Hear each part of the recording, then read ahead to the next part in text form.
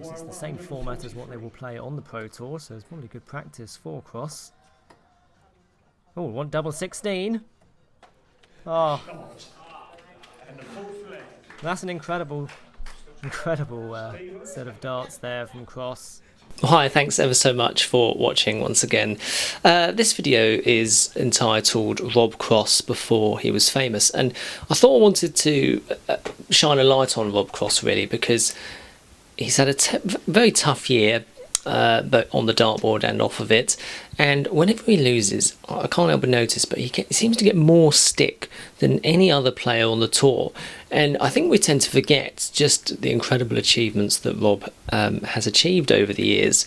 And, you know, I'm old enough to remember when he was hoovering up all the local opens in the south of England. And the reason I'm old enough to remember that is because it was 4 years ago. You know, this is not a long amount of time.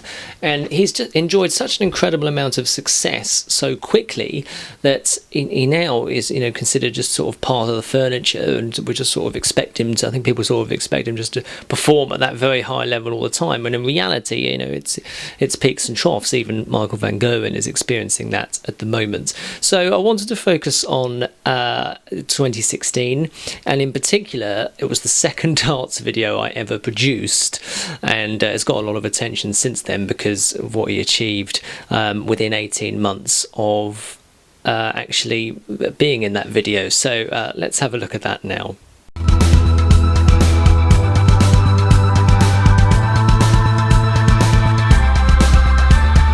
2016, we all know the story, don't we? But it's always worth recapping. This is when Rob Cross was really making a go of it in terms of his darts, and he got woken up at silly o'clock in the morning by his uncle Rob Abbott in Hastings. They drove from there to Riley's Norwich for a UK Open qualifier, which he won, obviously, and that sort of set him on the path to you know, what he would achieve in that short period of time. Played at the UK Open, played incredibly well as a Riley's qualifier, going you know, won a couple of games and played on the stage against Michael van Gerwen, and made a really good account of himself. That was the year, of course, Barry Lynn was the main Riley's qualifier, wasn't he? The fairy tale. But you know, Rob Cross you know, deserves a lot of credit for what he achieved as well. And he would then play as an associate member, which don't exist anymore, but sort of an associate member on the Challenge Tour, and he would win that along with Ryan Searle, and he would also get his tour card from that, and then be on the tour, and then go from there. So and then of course we know that he won the World Championship a year later. So my story sort of focuses on the time he was hoovering up all the local opens in that calendar year of 2016.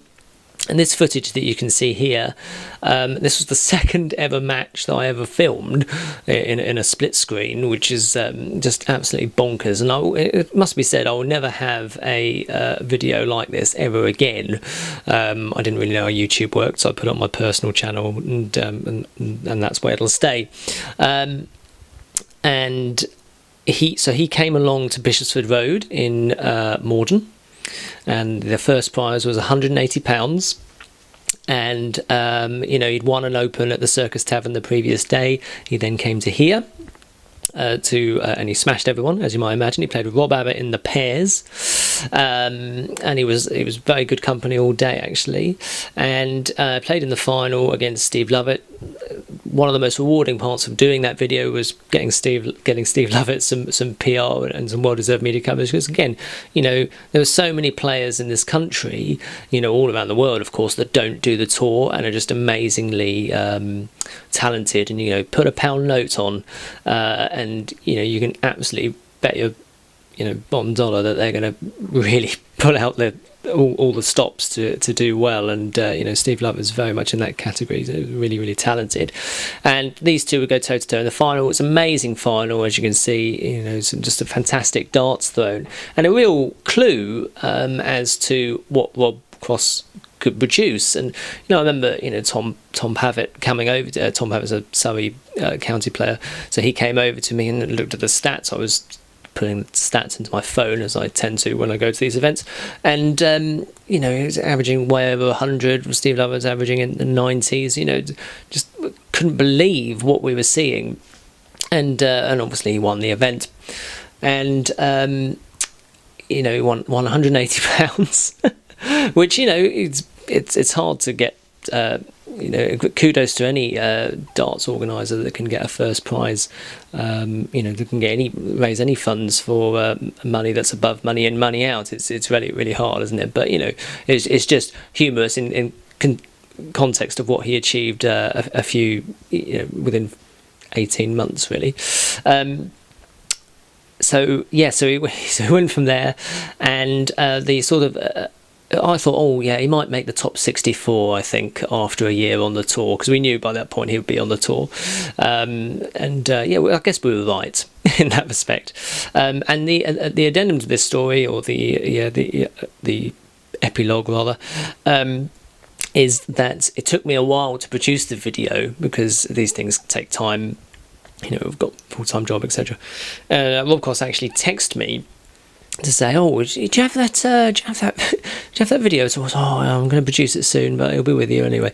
So I then eventually produced it, sent it to him, and I just got one word back, and it said superb. And I've never heard from him since. I've never texted him since. He's probably changed his number now because he went into meltdown when he became world champion. But you know, it's just a lovely moment, and every time I sort of see Rob Cross on the telly now, I sort of think, yes, but I remember when you were at Bishopswood Road winning £180, and I remember it well because it was 4 years ago. So, you know, I think now, you know, this is being filmed during the Players' Championship. He's just won his first round match, averaging, you know, nearly 100, beating Jason Lowe. He's playing with his old darts again, and he seems to be more relaxed. I think he's due an upturn in fortunes. You know, don't write him off.